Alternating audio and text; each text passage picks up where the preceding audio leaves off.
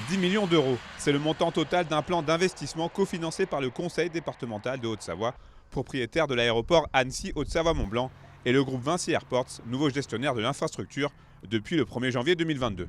Au cœur de ce programme ambitieux, l'amélioration de la qualité de service et l'accompagnement à la transition énergétique. Sur les 2 premières années, ce sont 3 millions environ de travaux, de projets qui vont être réalisés pour améliorer la performance énergétique du terminal qui se trouve ici juste derrière nous, réaménager l'intérieur de ce terminal, refaire une partie des chaussées ici sur l'aéroport, le marquage. On va améliorer la gestion des déchets, installer des bacs de rétention d'eau de pluie. Ça s'inscrit dans la transition environnementale du groupe Vinci. L'aéroport d'Annecy est donc le 12e à rejoindre le groupe Vinci Airports.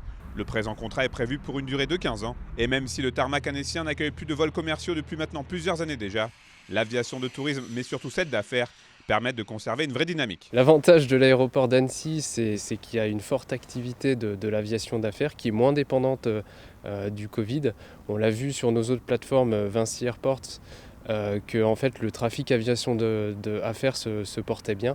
Donc on est assez confiant pour l'aéroport d'Annecy. Le premier week-end donc, de la reprise a été assez chargé, tous les créneaux horaires étaient occupés. Et donc on s'attend là, pour la saison hiver, donc février-mars, à une activité qui va être assez importante. Avec sa position stratégique aux portes des Alpes, l'aéroport d'Annecy Haute-Savoie-Mont-Blanc et ses 13 salariés ont désormais un objectif bien précis, 0 émission nette d'ici 2030. Le début des travaux est estimé à la fin de l'année.